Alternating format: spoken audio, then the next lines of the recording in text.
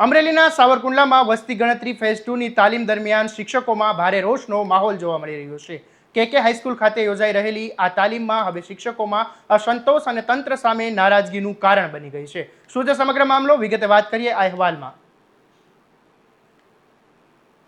નમસ્કાર, હું છું આપની સાથે આસિફ કાદરી અને આપ જોઈ રહ્યા છો સ્વમાન. સાવરકુંડલાની કે હાઈસ્કૂલ ખાતે વસ્તી ગણતરી ફેઝ 2ની તાલીમ યોજાઈ રહી છે, જેમાં આશરે 350 જેટલા શિક્ષકો હાજર હતા, પરંતુ તાલીમ દરમિયાન યોગ્ય વ્યવસ્થાઓના અભાવના કારણે શિક્ષકો અકળાયા હતા. આગળ વાત કરીએ પહેલા સાંભળી લો શિક્ષણ સંઘ સાવરકુંડલાના પ્રમુખ ગુલઝાર રાઠોડને.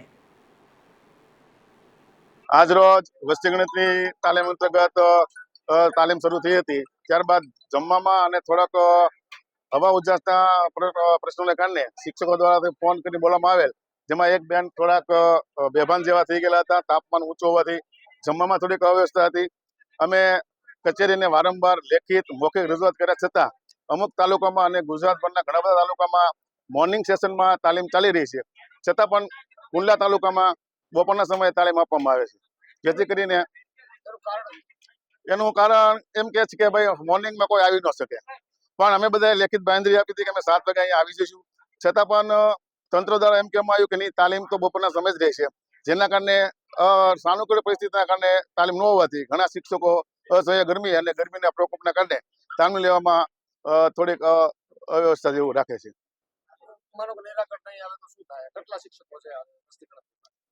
વસ્તી ગણતરીમાં લગભગ 350 જેટલા શિક્ષકો છે. નગરપાલિકાની જ્યારે તાલીમ હતી ત્યારે સુંદર મજાનું આયોજન હતું, જમવામાંથી માંડી વ્યવસ્થામાં કુલર ગોઠવ્યા હતા.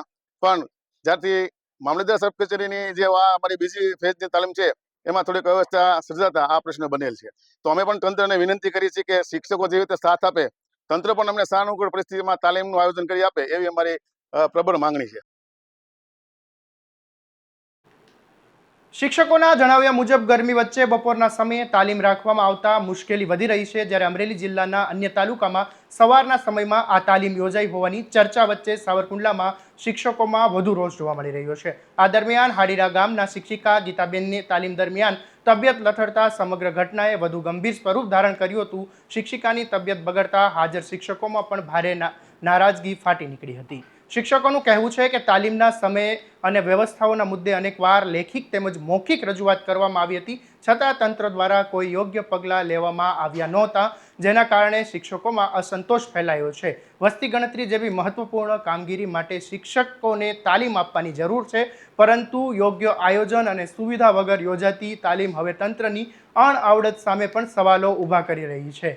સૌથી મોટો સવાલ એ છે કે શિક્ષકોની વારંવાર રજૂઆત છતાં તંત્ર કેમ મૌન છે? શું આગામી દિવસોમાં તાલીમની વ્યવસ્થામાં કોઈ સુધારો કરવામાં આવશે?